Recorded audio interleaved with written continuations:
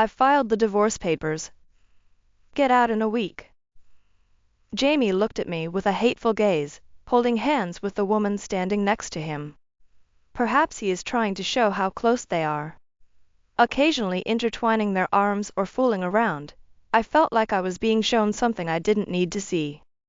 It was a sudden illness, but I was discharged from the hospital without any problems. For some reason, Jamie's name is not in the family registry. When I rushed home, there was also a woman I didn't know. I heard that Jamie had used his company's welfare benefits to care for me.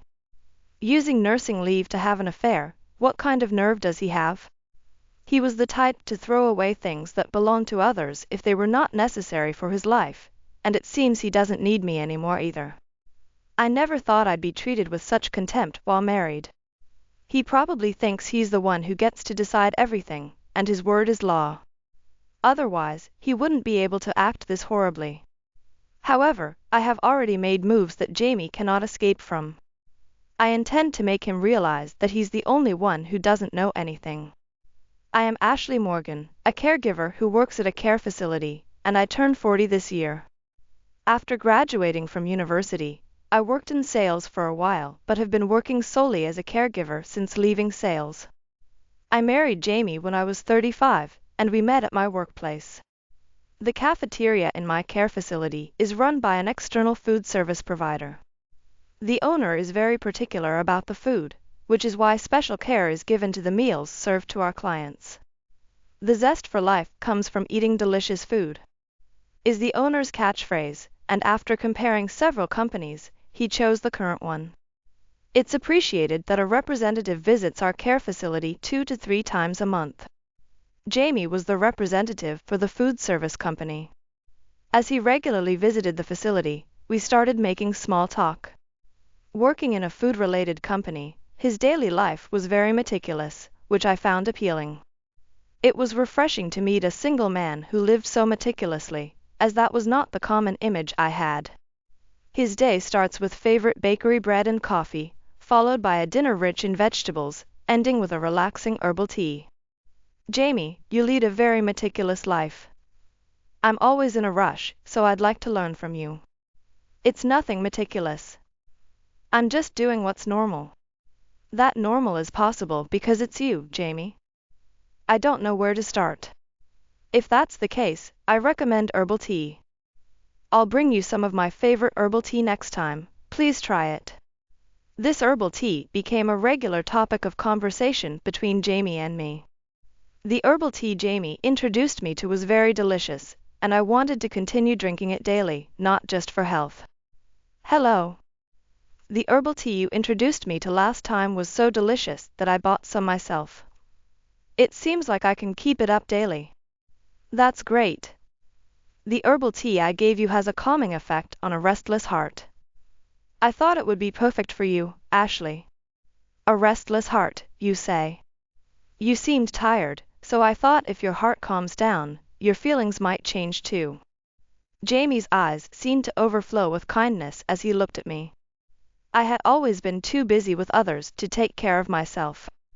To think that someone was watching over me like this. I felt a happiness I had never felt before.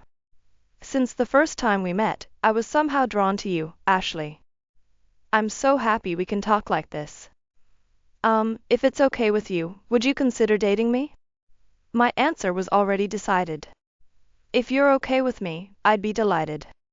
I think I've led a rather unremarkable life, if I do say so myself.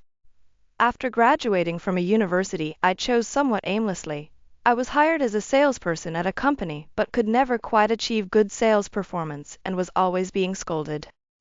I was berated daily as a burden to the company, useless, and eventually, it became too much, and I resigned. By chance, I found a job at a care facility.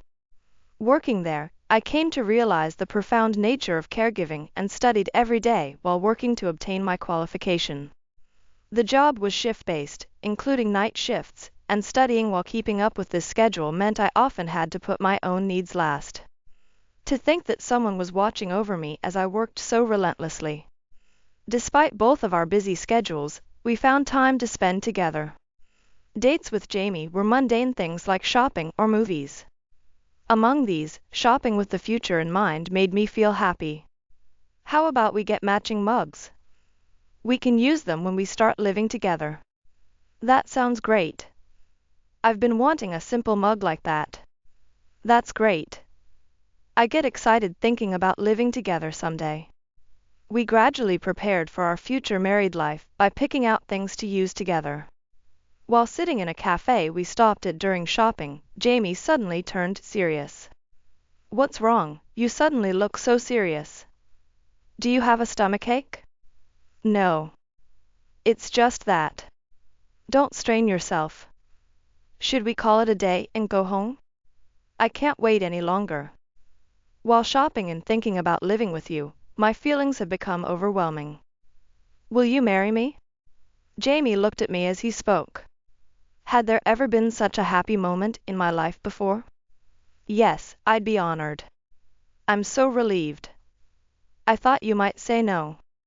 I had no idea you were thinking that much about it. Today was the most nerve-wracking day for me. The tension that had been building seemed to melt away from Jamie's relieved expression. The answer was already decided. With you, Jamie, it seems like every day will be happy. And so, Jamie and I got married.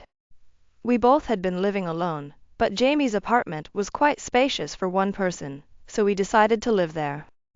I brought the necessary belongings and started our newlywed life at Jamie's place. His apartment remained as meticulously kept as he had described. I had visited Jamie's apartment several times before, so I knew it was meticulously organized, not a speck of dust in sight. Thinking that our new life together was starting here made my heart race. What kind of happiness would await us? Little did I know at the time, however, that this excitement and anticipation would soon be shattered. It had been 6 months since we married. One day, I was preparing for my night shift at home. I usually brought a nighttime snack, uniform, and towels for my shifts, but I couldn't find my belongings. The tumbler was a recent gift from a friend and one of my favorites. I thought so, but I can't find my towel or the tumbler I always use. I thought perhaps Jamie had accidentally taken it to work. But would Jamie really take my towel and tumbler by mistake? No matter how much I searched, I couldn't find them. Having no choice, I decided to use a spare towel in my locker and buy some tea at a convenience store on my way to work. Deciding that, I left for work. The work went smoothly as usual. I wanted to get home quickly, take a shower, and sleep in bed as I had been feeling quite tired lately.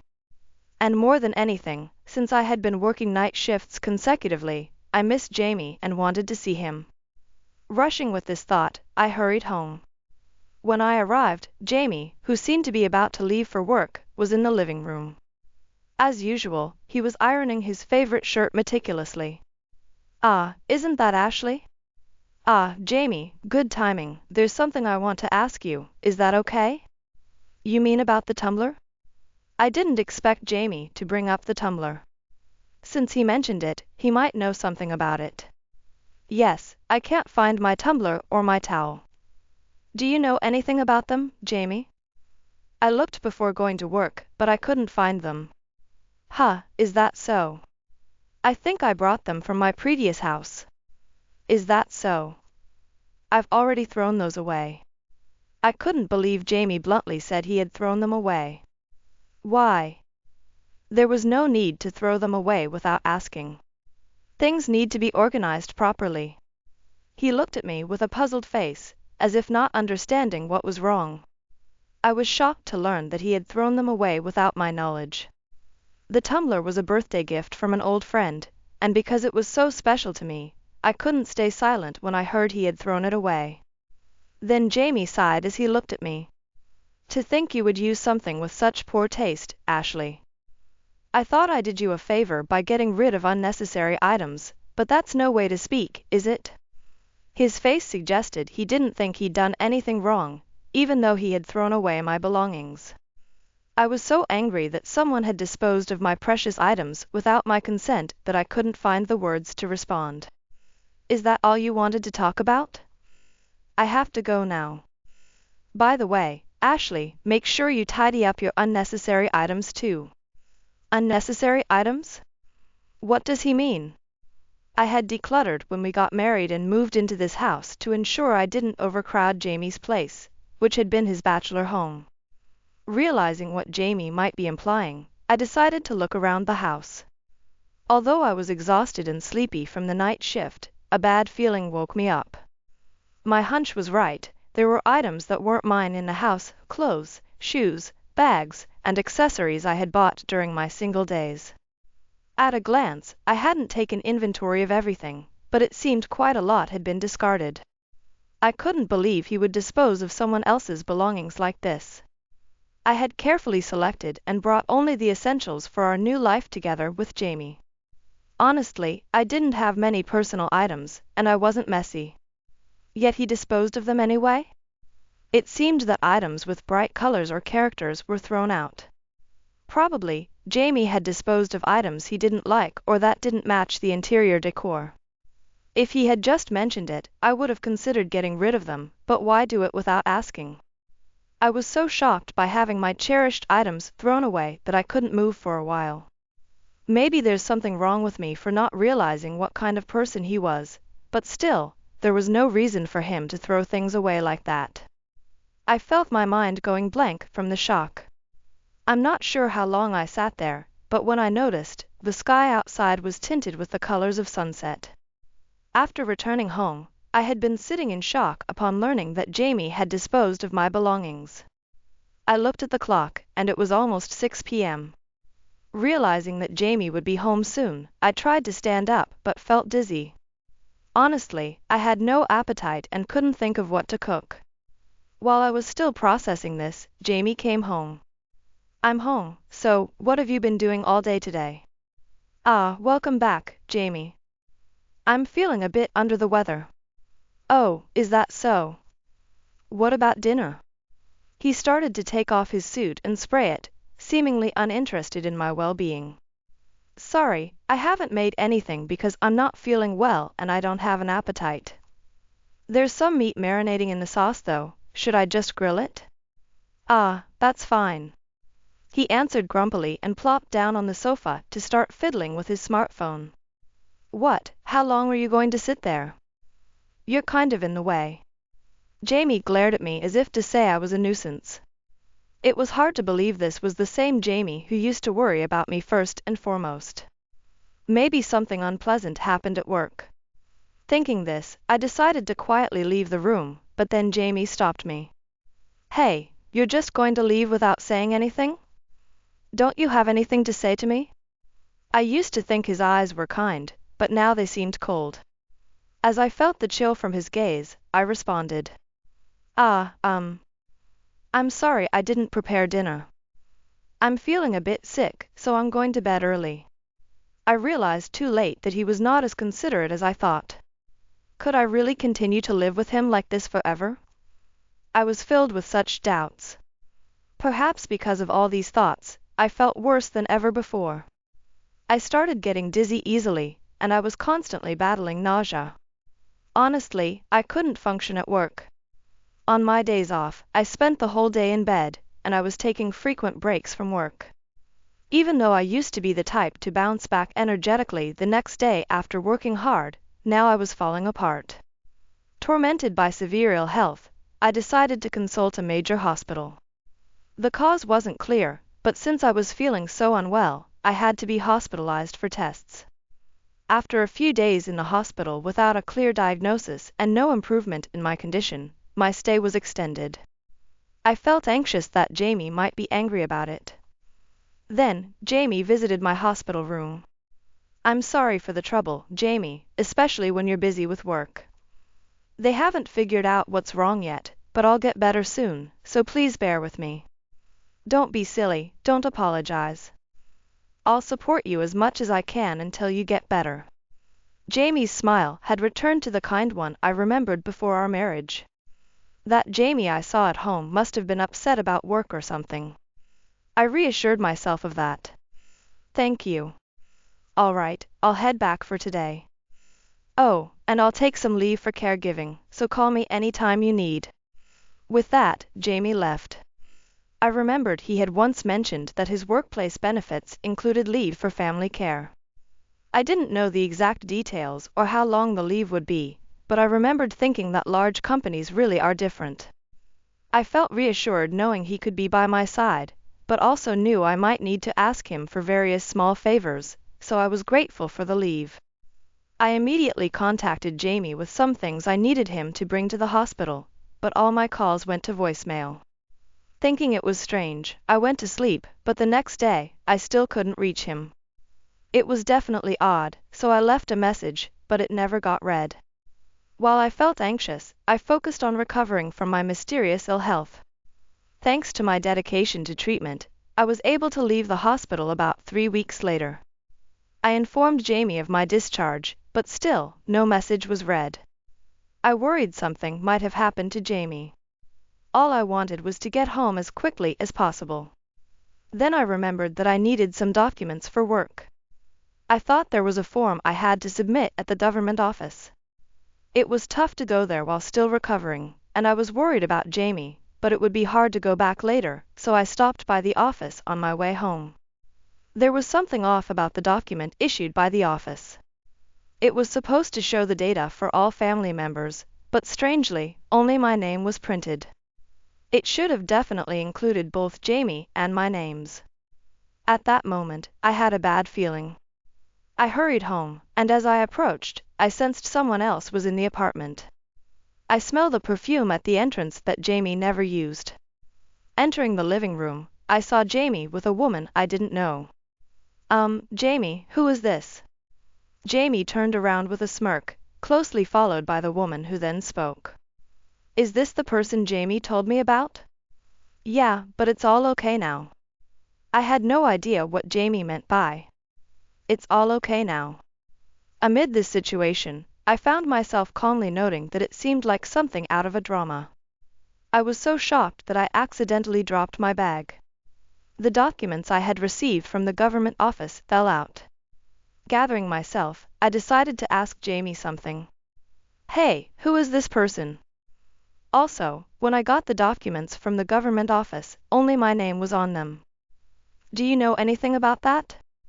Jamie answered with a smirk. I've filed for divorce. I thought I had misheard, but by Jamie's expression, it didn't seem like a joke. Wait, what do you mean? A divorce paper. That's right, I don't need a defective product. It's just common sense to get rid of what you don't need. He snorted dismissively and glared at me. I thought marrying you would make my life a bit easier, but that's not the case at all. Plus, you're sick and in the hospital with no clue when you'll be discharged. That's problematic. Really. I wouldn't leave Jamie on his own like that. It's best to let go of dead weight. Get out in a week. Katie pointed at me, laughing. Katie is so kind. Honestly, I wish you would leave right now. As they spoke, the two of them intertwined their hands. I couldn't understand what I was being shown. This was the house I had moved into when I married Jamie, and I wondered what these two were trying to say. Jamie then threw a large duffel bag at my feet. My boss is one of those old-fashioned guys who says a man isn't complete until he's married. I just married you because he said he'd give me a big project if I did. Wait, I thought you married me because you loved me. I never actually said I liked you. I just thought you were an easy option for marriage. Obviously, I'd prefer to be with someone beautiful, right? Indeed, Katie was dressed like a modern, beautiful office lady. Her nails were neatly painted, and her hair was stylishly curled. See, timing is everything. The person who can act quickly wins. So, when are you leaving? Jamie pressed for an answer, looking at me intently. So, he had snagged a somewhat prominent woman he often saw at work to impress his boss and secure a promotion. It seemed I was only needed for the sake of marriage, not because he truly loved me. I understood Jamie's feelings all too well. Of course, my response was decided. No, I'm leaving right now. With that, I left the house within 3 seconds. Actually, after being discharged, I planned to stay with my parents in the next town for a while, so I had already sent my everyday items there. Everything I needed for work was in my locker at work, so there were no issues. I stuffed the documents that were on the table next to my bag as I left. Included were some detective agency documents and an envelope printed with Jamie's company's name. I then headed straight to a particular place. My destination was Jamie's office. I had been to Jamie's office 2 or 3 times before for various reasons. In fact, I had received mail from Jamie's company during my hospital stay. It was the mail forwarded to my hospital room. The envelope addressed to me contained several documents necessary for family caregiving leave. It appeared that not only Jamie had to fill out these forms, but as the person being cared for, I also needed to complete some. I brought these documents to submit them directly to Jamie's workplace. Jamie's boss, who had thrown a celebration dinner at the time of our wedding, happened to be there, so I handed them directly to him. He looked surprised as he glanced at me, repeatedly checking the whiteboard in the office. On the whiteboard in Jamie's office, a large magnet that read, "Caregiving leave," was prominently displayed, and beneath it, "Return undetermined," was also written. This meant that within Jamie's office, he was seen as someone who might not know when he could return to work because he was caring for his wife. Given that I, his wife, had largely recovered and was here delivering documents, their surprise was understandable. I was asked various questions by Jamie's boss and answered them honestly. I explained the reason for my hospitalization, the frequency of visits, and details about the support.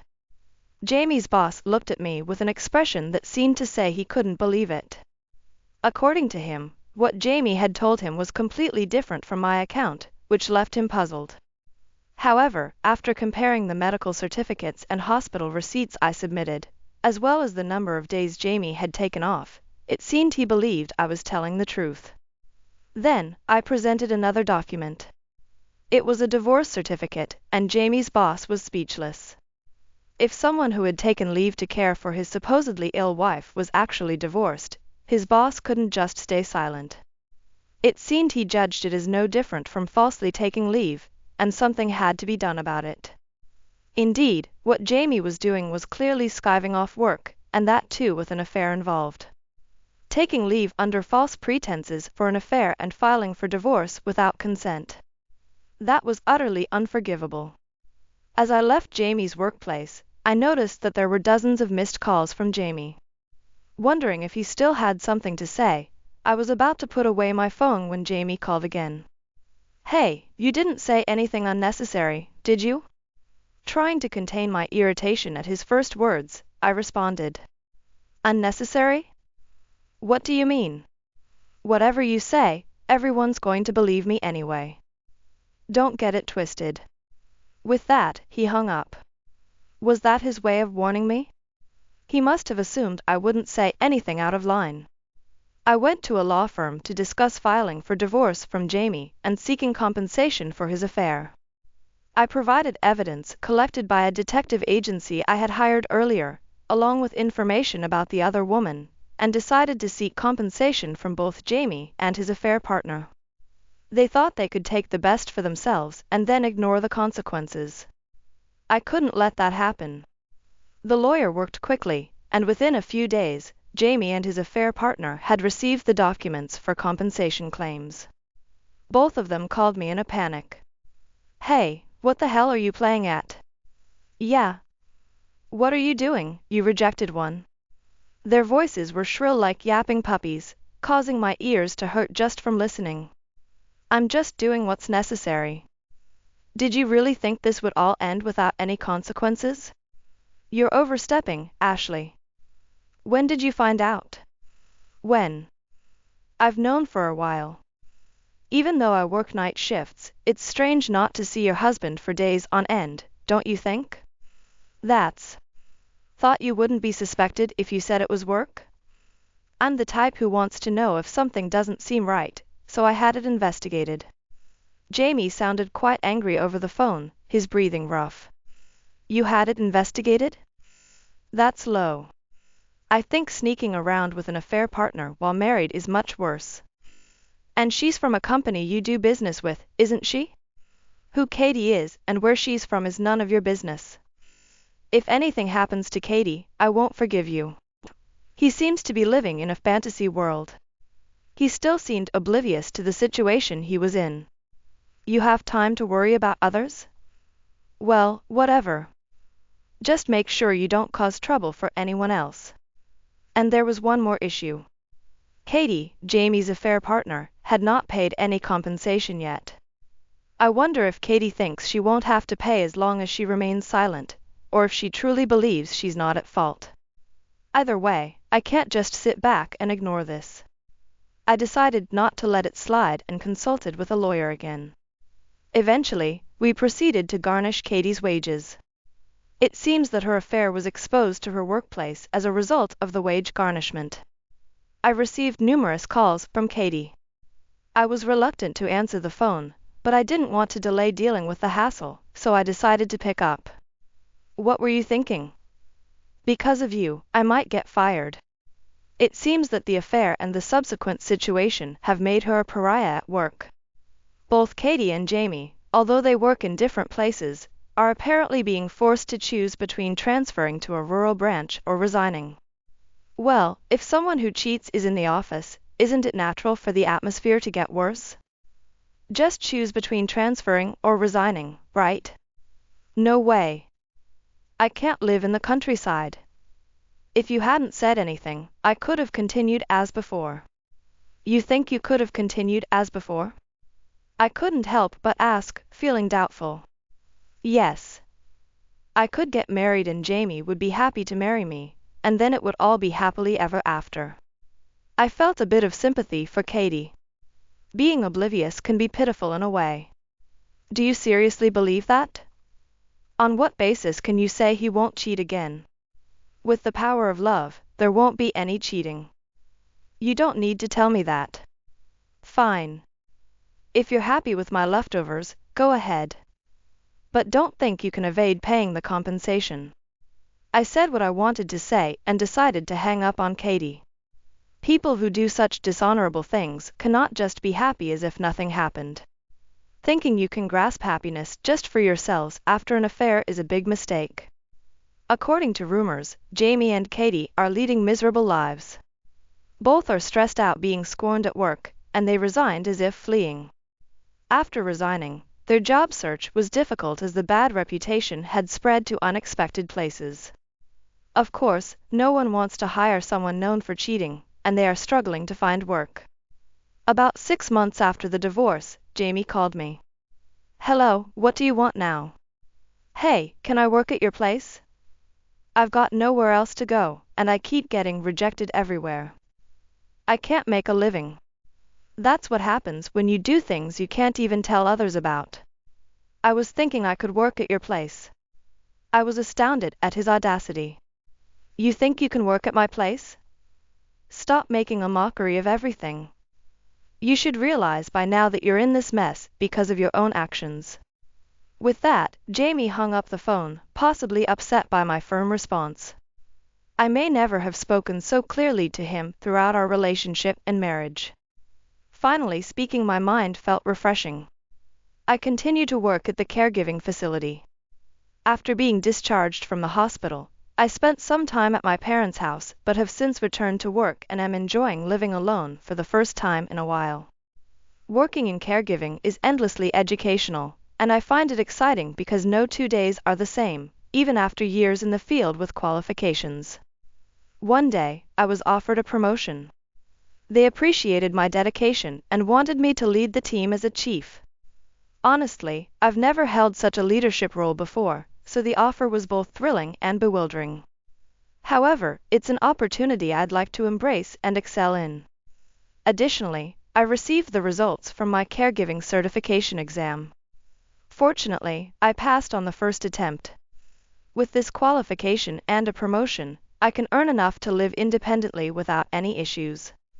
I'm ready to believe in my potential and take on new challenges.